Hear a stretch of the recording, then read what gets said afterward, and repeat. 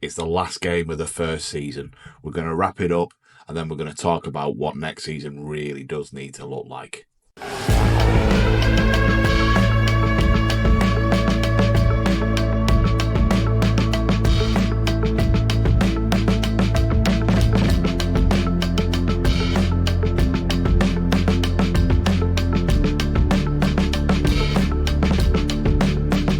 Hello everybody and welcome back to the Evolution of Everton. Today we have our final game of the season. We're taking on the team that bested us at Wembley. That's absolutely fine. We're going to go out and try and do that and finish as best as we possibly can in the Premier League. We're going to do that as a live comp, and then we're also going to come back and talk about what I think I need to do in the summer, right? And I've got really... the only thing I can think about in my mind is a real overhaul of what we've already got, because we're just quite simply not good enough, particularly down that left-hand side, in the centre of the park with Garner. Anyway, we'll get into all of that. Since you were last with us, since I was absolutely devastated at Wembley, we travelled to the Emirates and we got beat there 2-0. To be fair, we didn't deserve anything out of that game either. But then we travelled to Stamford Bridge and managed to get a win. And we did quite well, really. They took the lead, undeservingly so. We immediately pegged them back, and then we got a penalty in the second half, which Dom tucked away for me nicely. Then we took on Brighton at home. Brighton, who are, they're doing reasonably well in the Premier League. They're up there, or they were competing for Champions League football, certainly to a degree. So we did quite well to draw against them 0-0. It was a really boring game, in fairness, so you didn't miss out on much there. Now we're going to take on West Ham. So from a Premier League standpoint, right, the best we can do is finish 11th. The worst we can do is finish 13th, which means we beat the bookies' odds, right? We did go and do that, and I'm pleased with that. Have we done enough? No. I think we've drawn too many games, certainly based on our performances, in my view, right? I think we've done well in terms of converting to the style of football I'm looking to try and put into place, and I think the fans, that's why the fans have given me sort of a B rating, so I think they're enjoying what they're watching, but we just haven't been clinical enough in front of goal, and that will stack up when we talk about what we're going to try and do in the summer. Okay, so next time you join me, though, we're going to be taking on West Ham. We'll go over the team, we'll go over all that, we'll do the live comp, and then we'll do the bit at the end of the season where we'll review exactly what we're going to do in the summer window. Catch you shortly.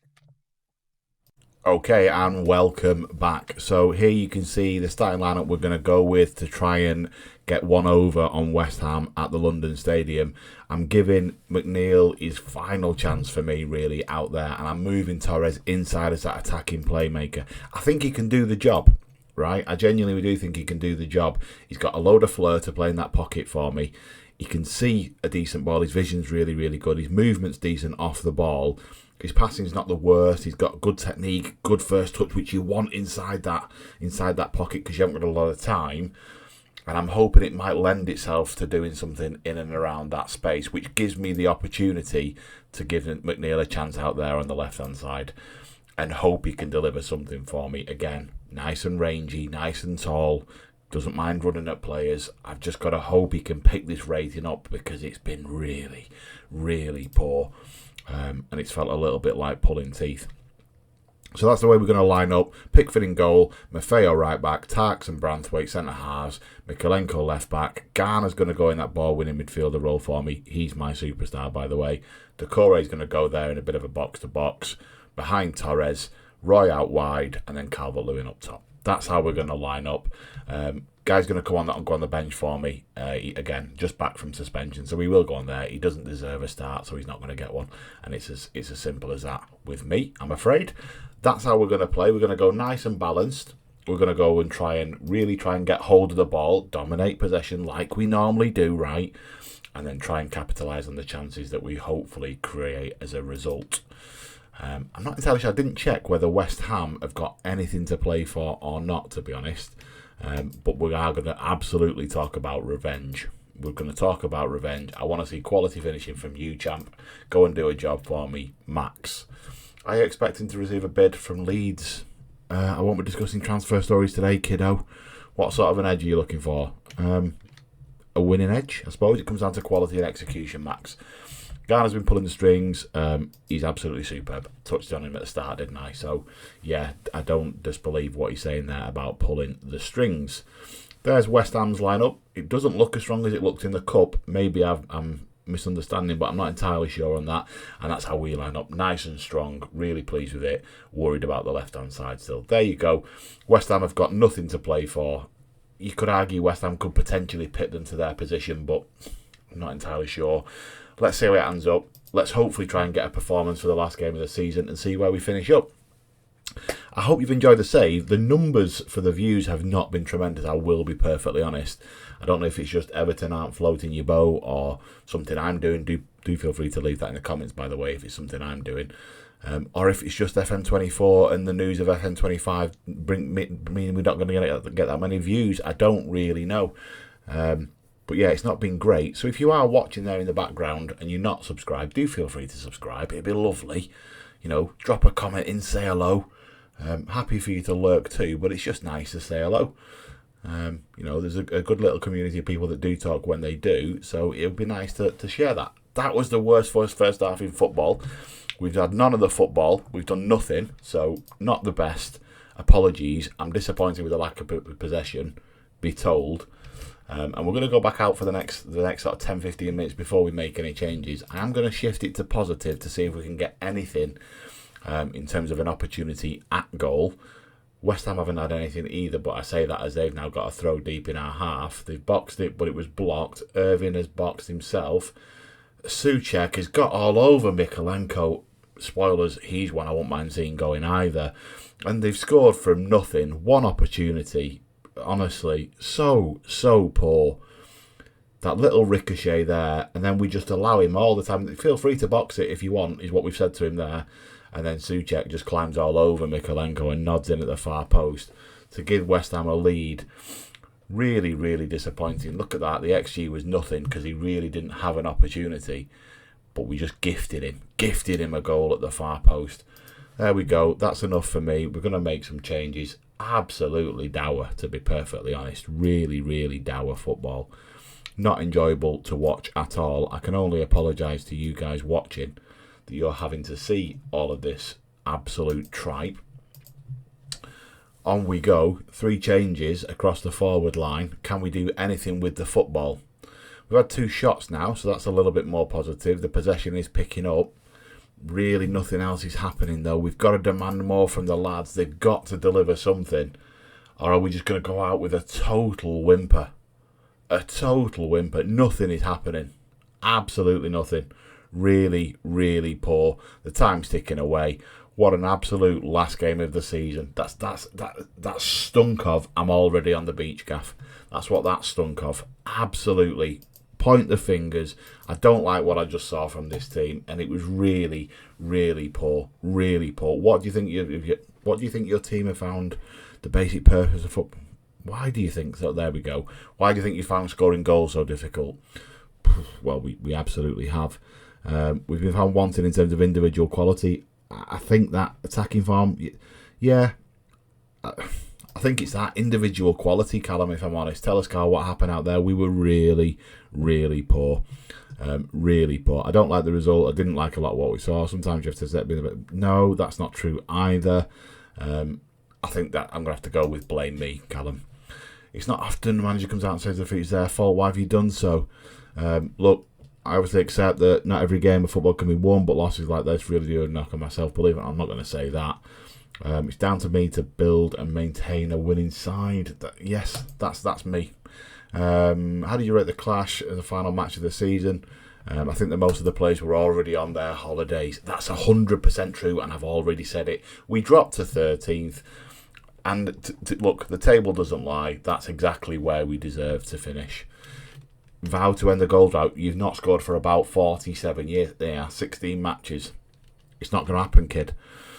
Send Ian Wone to go and do this. 15.4 million for finishing in that position. How are you feeling, Karen?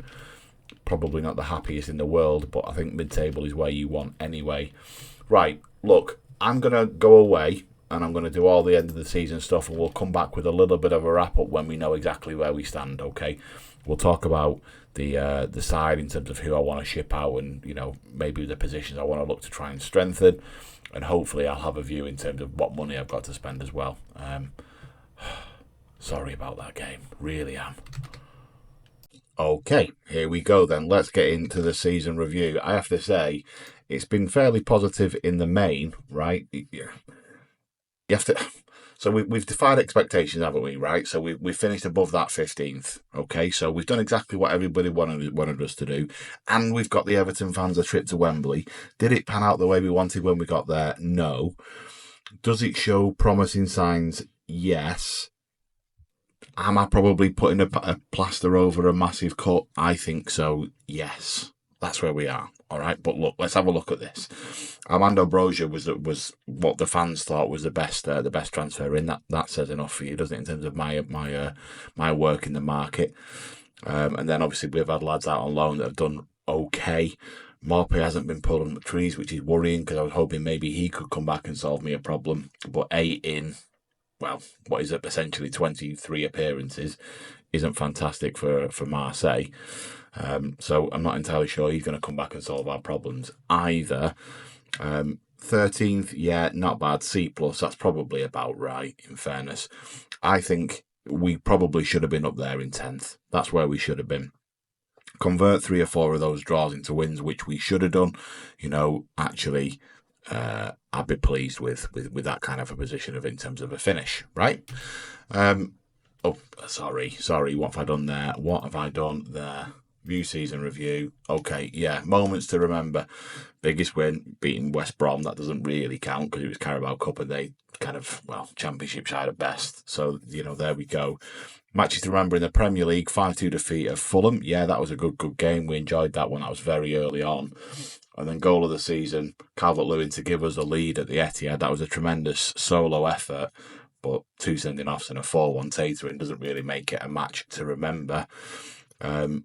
Success is what it's defining it as from a financial standpoint. So, decent numbers coming in from sponsorship, broadcast revenue, competition prize money that will have been helped by the FA Cup, as will the broadcast revenue, and then Calvert-Lewin. And I'm pleased to see Roy and Torres on there in terms of generating some money from a merchandise perspective. So that's good. That's how we lined up. Yes, we rotated a fair amount. I think we didn't really have a huge amount of choice. Key call outs for me in terms of success. You could draw a diagonal line there for me. They're the successful side, and on this side, not so much. Yes, Calvert-Lewin's I think he's got about 17 goals this season, but he's been so patchy, and you need to wrap him in cotton wool. Torres, I'm not going to pretend he's pulled up trees in terms of the signing that I've made there. He hasn't. From a financial perspective, we can still make some money on him. He's got quite a high release clause. I think it's 50 odd million. Let's have a quick look. Where does it tell me? I'm pretty sure it's about 50. There you go, 58 million for Champions League clubs.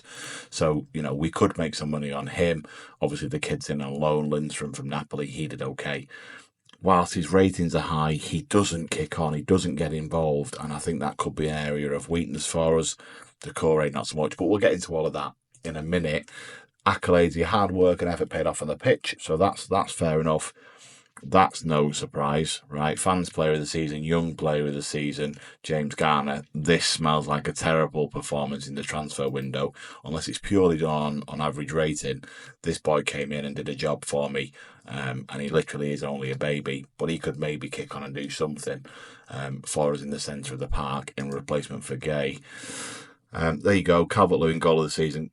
17 goals, that's about right. Not tremendous. The number is good. I'd hate to think where we would have been without his goals, but he's not blown me away. He's not blown me away. Worst discipline, Idrissa Gueye, young player coming through, and Ryan Quinn. Good to see that. Yeah, really, really pleased. Don't like that personality trait, but I do think he's got a lot of ability, and he's going to come through and hopefully do something for us with that golden generation. So that's us. Highest transfer paid, Roy. Yeah, get that. That's absolutely fine. Everton, thanks to a great run thanks to a great run way back at the start of the season. English, Scott saying, we've proved people wrong, and ultimately a successful season. And I think if you think about it, like I said at the start of this kind of wrap, we got ourselves to an FA Cup semi-final. We got to Wembley. We compounded expectations in the league. And actually, you can't really complain with that. In terms of an initial budget that Karen set for us, 2.1 in wages, 48.5. That's not as bad as I thought it was going to be, if I'm perfectly honest. So that's decent. It gives us a couple of 100,000 to play, well, best part 300,000 to play with in wages. And it gives us some money to spend, which is good because I am hoping to try and ship some players out. So let's talk about that, shall we? We know we're going to lose Lindstrom. We're going to lose him. Fine. Jack Harrison's going to go back. Oriol Mangala's going to go back. Amanda Brozi's going to go back. They're going to go. So whatever we're paying for them, the money comes back into the coffers. Okay. But in terms of shipping players out, I'm thinking, okay, what am I thinking? I'm thinking, guy's going to go. Okay, he's wanted by Olympique Lyonnais. That's absolutely fine. You can go to Lyon. 130 grand in wages. Not a lot of money. It's that wage budget that I'm interested in. He's going to go out the door. No problem at all. Beto, I'd quite like to see him go out the door. If he goes to Celtic, I'll be absolutely delighted. He's not delivered for me this season at all, so he can go. If we can generate 14, 15 million for him, that'll be fine. 50 grand in wage budget, that's absolutely fine. In Newcombe, no problem at all there. Ashley Young's going to go out the door. He might even go out for free, but he will go out the door. That's another 40 grand that's going to come back in the coffers from wages. That's good for us. I'm not sold on Decore. He might stick around as a bit of a squad player, maybe playing the cups, but he's not a player that's pulled up trees for me at all. So not bothered about that. Iliman, I'd like to try and keep him around, give him another season. The fact he's wanted tells me he could probably do a job. He's just not had a fair run in the team, particularly after he broke his leg. So I'm going to reserve judgment on Ndai. He's going to stay with me. McNeil, I might try and ship him out. 75 grand a week. He's not done it for me at all. He might stick around because he might become a little bit of a pet project for me, but he's not done enough for me to stick around. Calvert-Lewin has requested to consider his options at the end of the season.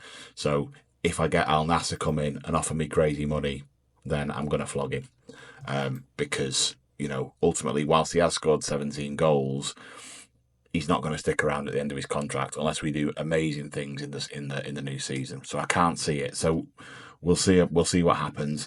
Mikolenko, I'd like to see him go out the door. Again, though, it's teams in and around us that are sniffing around players, but he's just not. He hasn't progressed for me. He doesn't kick forwards. Now that might be something in terms of my setup. It might be, of course, that's absolutely fine. But he's not impressed me on that left hand side. He's not worked with anybody I've had up there. Although I will caveat that by saying he's not really been supported with having a consistent player up there with him like they have on the right hand side. Those two have worked well together in spells that, not tremendous, but they've worked reasonably well together. And then you've got Tarks and Branthwaite. They're both wanted. I'd like to keep them both around, so I won't be trying to sell those guys. And obviously, I'm going to try and build everything around Garner, because he is my man. He's been absolutely class this season. His vision, his ability to see a pass and execute the pass has been great. Yes, he's also wanted, but he'll be going nowhere unless I can't hold on to him as a result of Real Madrid or AC Milan coming in. So I'm hoping to try and bring in maybe the same amount of money as we've been given by the board, again in transfers, to really try and bolster this team. And I think the left-hand side, move him over there, the left-hand side of this team needs a complete reshuffle. And then I need a number 9. I need somebody who's going to score 20 plus goals and put away the chances that we've been creating. And I'm also going to work a little bit on the tactic to try and make sure we create as much as we physically can and be a little bit more positive than we've been whilst being able to hold. And that might mean that we do that, not with him, of course, but it might mean we do that and we get these being a little bit more advanced, trying to get them on the attack, get Garner pushing forwards into these pockets and really try and hold this, but allow our fullbacks to go and get all in and amongst it in there. That's what I'm thinking. What are you thinking? Let me know your thoughts in the comments. I'll be interested to know what you think. I've got a very, very big summer to work through now. We've got some money to spend. Hopefully, we can kick the toffees on into next season and really go after some silverware. I hope you enjoyed that. Game aside, I know that was bobbins, but listen, thank you very, very much for watching. I will catch you all in the next one, and take care.